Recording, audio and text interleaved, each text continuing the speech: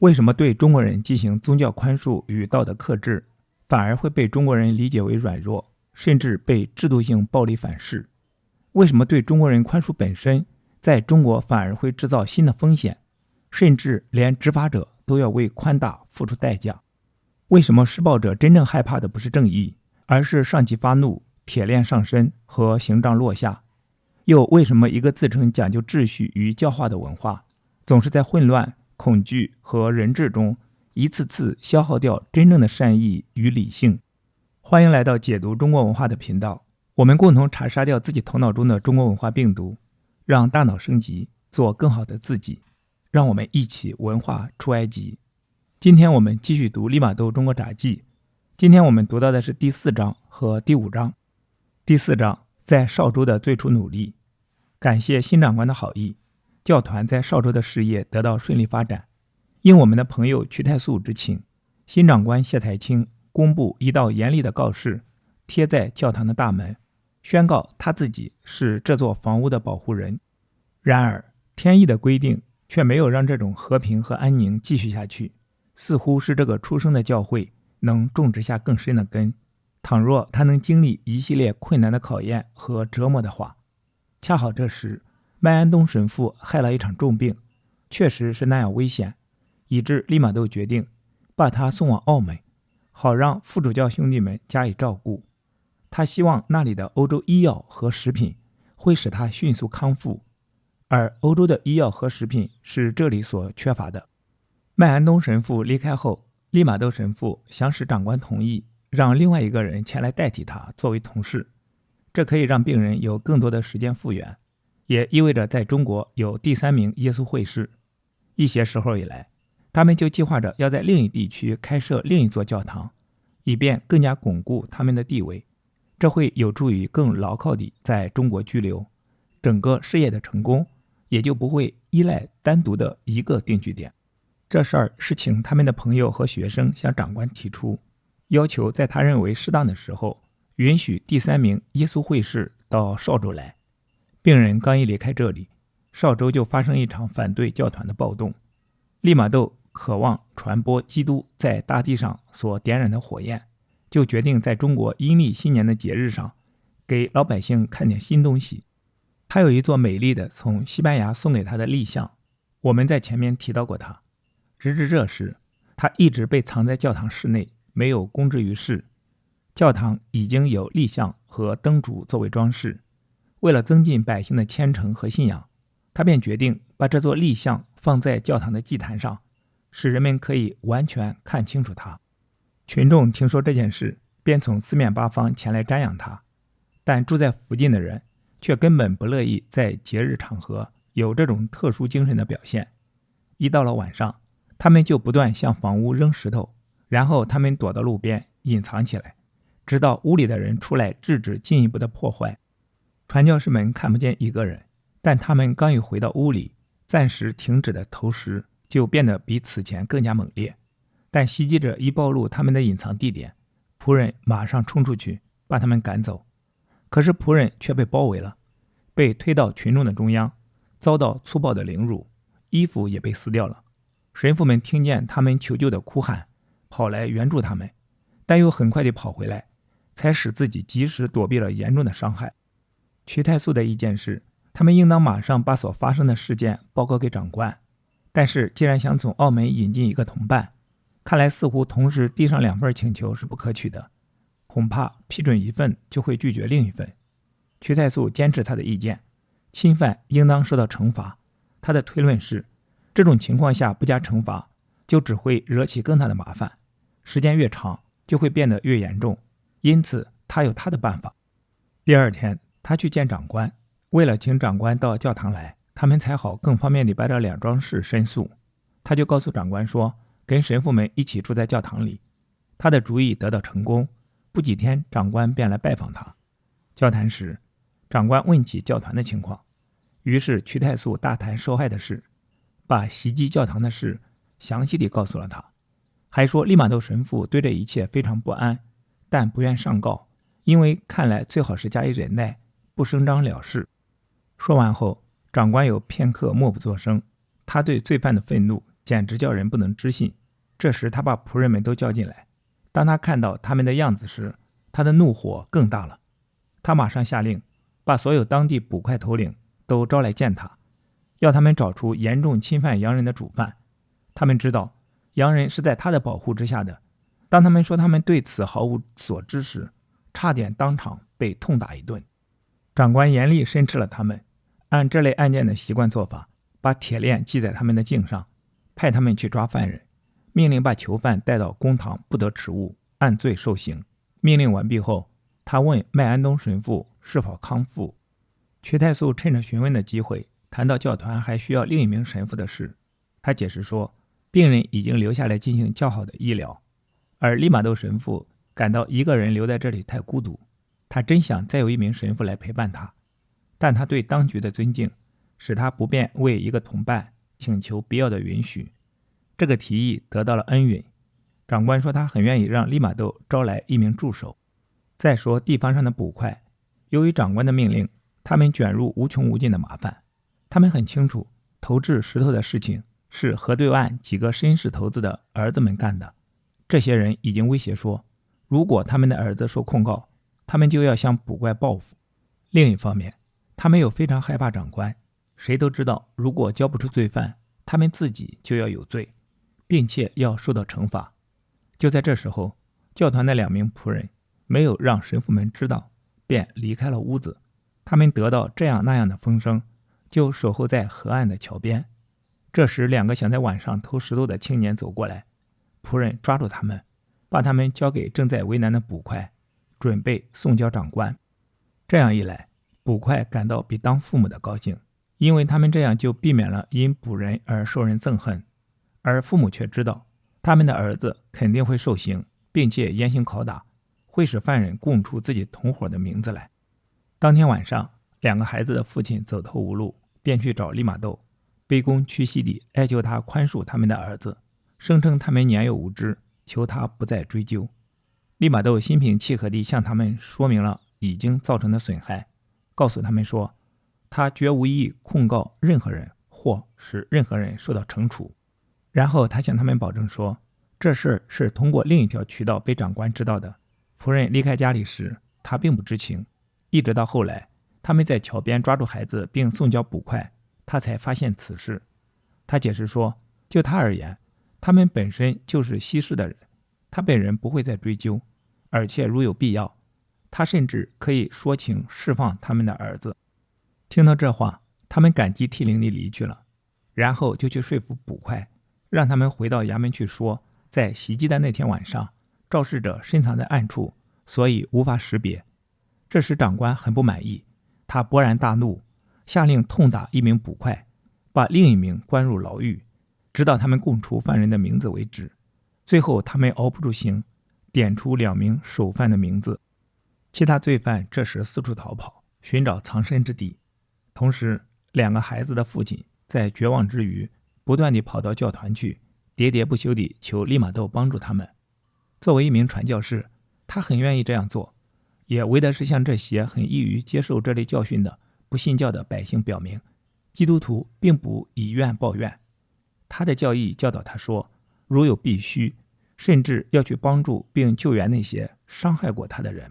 屈太素以利玛窦的名义向长官写了一份申请，利玛窦也亲自几次到公堂去请求宽恕，终于得到应允，但只是很勉强的。作为整个案件的结果，长官颁发了一道比以前更严厉的告示，其中在指出这桩特殊案件的后果之后，他严厉禁止任何人利用他的宽大措施，以求逃避今后犯罪所应受的惩罚。今后如有人胆敢再犯类似刚刚赦免了的罪行，那么按告示规定，他应该知道，任何有地位或身份的人从中斡旋，都不能解救他。澳门得到了另一名神父可以进入中国的消息，教区长神父就渴望亲自利用这个时机，不是作为利玛窦的同事在那里居留，而是作为教团的正式视察员进入中国。他没有遇到任何阻力就做到了这一点，使大家都满意，对基督教的事业也大有裨益。当教区长返回澳门时，麦安东神父的健康仍然很不好，但他重返岗位的热忱和愿望是那么大，所以他得到了批准，重返教团。不过仍有很大的忧郁，大家都衷心希望随着满足他的愿望而来的惬意和喜悦会促使他早日恢复精力和健康。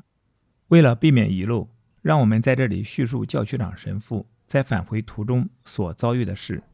他已经深入到距澳门1日路程的香山，这时有人向该地长官报告说，他是一个未经官方允许擅自进入国内的外国人，因此教区长被拘留了好几天，直到在邵州和澳门的人获悉之后赶去救援。利玛窦神父取得一份官方证明说，教区长到邵州来是官员知道的，对他无可责难，不应该有任何事情阻止他返回澳门。这份文书到达之前，管辖澳门中国居民的官员已经核证了同样的说法，经长官允许释放教区长回去。因为掌握澳门管辖权的香山县官天性是个凶暴的家伙，憎恨欧洲人，所以他只允许神父的一名仆人随他返回，并且当着他的面把另2名仆人痛打一顿，然后在一个军官的监督之下把他们送回邵州，试图说服他允许他们返回澳门，只不过是白费时间而已。第5章，麦安东神父之死。麦安东神父天生体弱，没有能恢复健康，到了10月再次病倒。他病得那么突然，那么严重，已经不可能再把他送往澳门神学院了。他死于7月17日，生病后的第8天。让我们对这位上帝葡萄园中伟大劳动者的逝世暂且节哀，以便简略叙述一下他的生平。他是葡萄牙人，生于法朗格萨，仅活了35岁，大半生都在耶稣会中度过。从汪道期开始，他就是虔诚和德行的典范。他圣洁的声名凡他所住的地方都四处传播。为了满足他对工作和吃苦的愿望，他要求去印度。抵达果阿后，他又请求去担任一项更艰难的传教工作，说是他在学校的生活太安逸了。他总是把学校生活那种简朴称之为娇惯。他没有失望，监督们觉察到他的天赋美好以及他的雄心壮志，于是视察员神父就派他参加伟大的希望布道，这就是中国布道团的正式名称。他先是担任当时澳门神学院院长孟三德神父的助手，他很喜欢这项工作，以致他在写给一些同道的美妙的信函中，乘机表达了他对这一工作的愉快心情。那封信中表达了一个惊人看法，确实值得记述。澳门耶稣会士正在筹划进入中国的办法，因为他们实际上对这个国家一无所知，所以当时要进入中国实在是很困难。这时他便提出一种办法，那肯定有点过分，但可能是出自他真挚的热诚。他提出让他本人去充当某个官员的奴隶，如果监督们给予他必要的许可的话，他准备这样做。后来在他和罗明坚神父在浙江省做内陆旅行期间，当他们没有达到他们心中的目的时，是费了很大气力才终于把他劝回去的。他坚决请求让他单独留在那里，说他会有办法安全过活。确实，只是采取了神圣服从的命令才使他离开那里的。麦安东神父是那样热衷于做祈祷，热衷于磨练他的羸弱之躯，以致监督们不得不关心他是否太慎重了。有一天，他的监督问他平常都做什么口头祷告，并且发现除了每日祷告的圣旨之外，他还差不多把祷告书中所有其他的祷告都念完毕。考虑到他每天完成的默念活动，大家怀疑他还有多少时间剩下来进行学习。有人劝他只限于念每天规定的祷告，把余下诵念的时间用来学习，但他出自信仰的坚定，获准至少继续每天诵念对圣母的祷告，这是他从幼年起就养成了诵念的习惯的。他的言谈中总是有关上帝和精神事物，确实到了那样的地步，乃至他本人和那听到他的人一样，都深受他感动。他献身于圣礼，在受任为教士职务前，因为不满足于规定的日子，他就请求更多地得到圣餐礼。在澳门神学院居留时，他很多时间都花在行圣礼的教堂中，做弥撒对他始终是一种愉快，然后又尽快参加别的圣礼。他坚持这种做法，甚至是在中国居住的期间。在他最后生病时，这种虔诚来得特别明显。每当他害得致命疾病危险地摧残他的虚弱身体时，在弥撒的末尾，他都要温存地向上帝告别，好像是他再也不会做弥撒了似的。他最后突然病危时，没有得到圣礼的安慰，这是甚为遗憾的事。在他最后的伟大旅程中，他渴望着这种神功，在那个最后的夜晚频频热烈地要求他。然而当时我们的教堂并不举行圣礼，所以他的请求不能得到满足，只是做完弥撒为止。他全心关注在这唯一的念头上，而且尽管他很艰难地说话了，但他仍然极力要求圣餐。这时他想起了根据神学家的意见是允许期待天亮的，所以弥撒可以在破晓时结束。但是说真话，上帝认为应当要他见到上帝本身，而不再藏身于一份精美的圣餐之中。他死在做弥撒之前，夜里还太早而不能参加圣餐。当他感到死期来临时，他要求把他放到土地上，就在那里安详地和十字架上的基督相通之中，他过渡到了永生。他们在他的书桌上发现一些笔记，那是一份亲笔写的记述，其中记录下了一天之中发生的一切，影响他灵魂的好事或坏事，诸如魔鬼的诱惑、宗教的启示、精神的光明，都整理的好像是要献给他的监督或者他的忏悔师那样。为了别人的好处，从这些手稿中重录宗教生活的某些教训，肯定会是有价值的。他们是上帝的奴仆，为了争取完美而不懈奋斗的公开证据。麦安东神父之死被他的教友们深切地感受到，他们丧失了他这样一位优秀的教士和宗教信仰的热情劳动者。他的升天会有助于中国教团的昌盛和宗教信仰在中国的发展，只是这种信念才减轻了他们的哀伤。他所结识的许多中国朋友都按照他们自己的风俗来悼念他的死，但他们不能理解为什么他的同伴们不像他们那样长时期穿着丧服，以表示自己的悲哀。当向他们解释说，神父们作为宗教人士是献身于侍奉上帝的，认为自己对于现世已经是死了，并不在乎尘世上的死亡，只是把它当作通向一种更高生活的入门。他们很快地就被理解了，解释看来是令人满意的。丧礼期间，教团的仆人奉命穿上通常的白色丧服，直至死者友人们的吊丧结束为止。中国人用精美的棺材来装殓他们的死者，因此事事都要妥善安排，以免缺少点缀而冒犯什么人，同时又要恰当地保持宗教的节制。葬在教堂里不是办法，按中国的习惯，那今后会妨碍人们进去，而他们又不愿随中国的做法葬在附近的山下，所以便把棺材密封，保存到澳门神学院院长来决定一个葬地。石方熙神父被任命来接替麦安东神父，这两个人颇有相似之处，但前者更为强壮活泼。他的入境既没有提出申请，也没有等待批准，他是在当局者每个人都很忙碌的时候到达的，没有人阻止他到来。那位从前曾把神父们赶走的总督，当时正路过邵州，前往朝廷接受更高的官职。利玛窦神父趁机拜访了他，同时带了他新来的同伴一起去。拜访是公开进行的，因此百姓认为总督必定与石方熙神父熟识，因为总督公开接待他，接见是友好的。总督好意地问利玛窦，他为什么不愿住在著名的南华寺内。他还送给利玛窦几本他写的书，赠礼也是公开进行的。所有这些情况都对基督教的发展帮助不小。由于同样的原因，神父们不失时机地谈到官员们的友谊。我们刚提到的这位总督是靠贿赂和馈赠，并通过他的密友的政治策划才得到晋升的。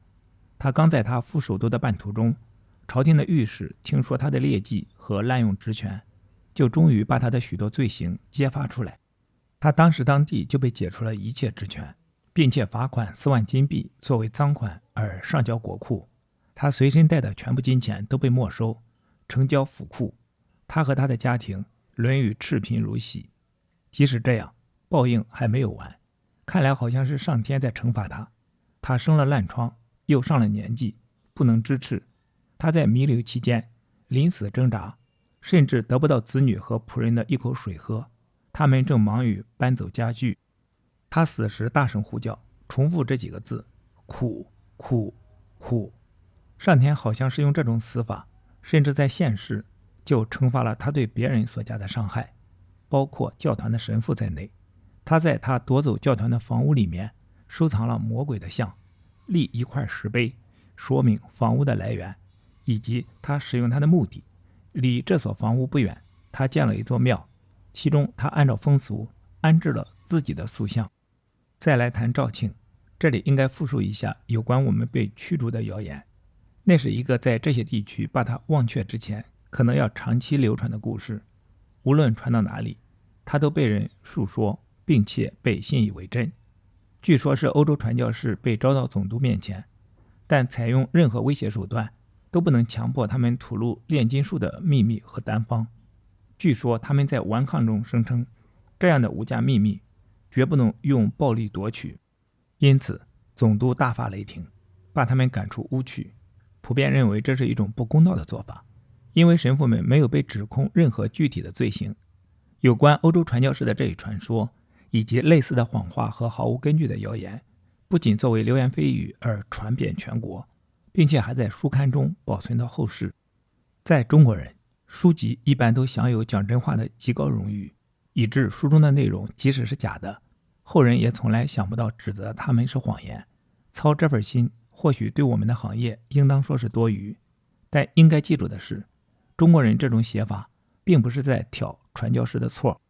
反之，作者在记录他们本国历史的这一事实，就对中国人意味着，作为历史家，他们承认传教士们是值得怀念的，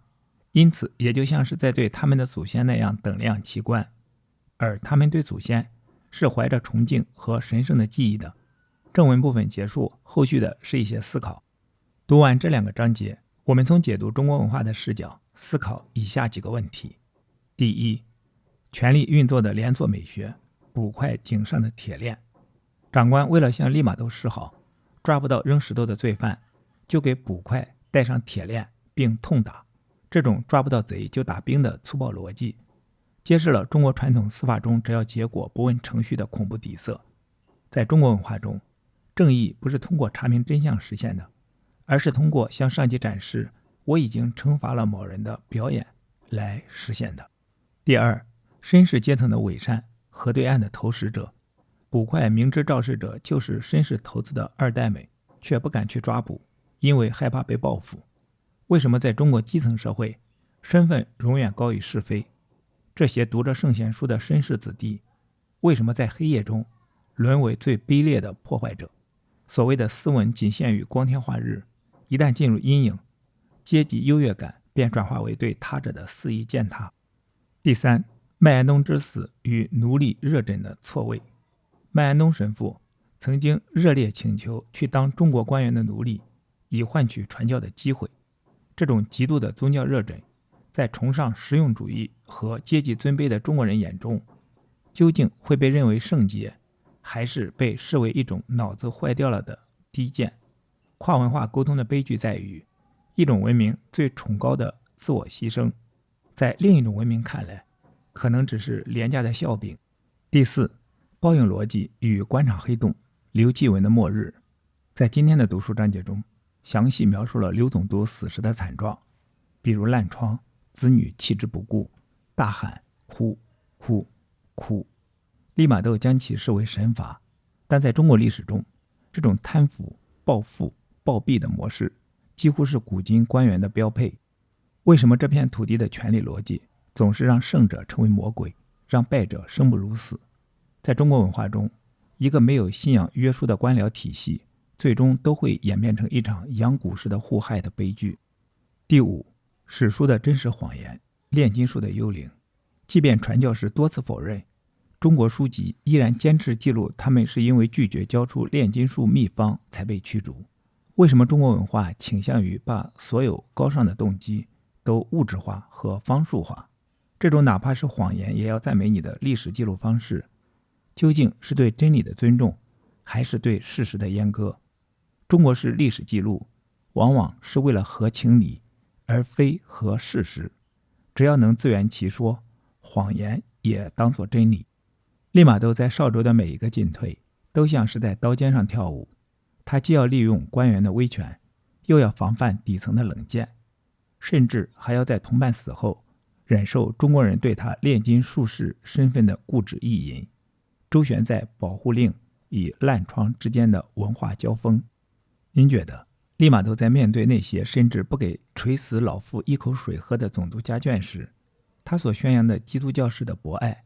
在那一刻的邵州究竟是一种救赎，还是一场鸡同鸭讲的独白？在评论区说说你的看法。好，今天的读书分享暂时到这里。今天我们读了第3卷第4章，在邵州的最初努力，第5章麦安东神父之死。期待在下一次的解读中国文化中与你再相逢。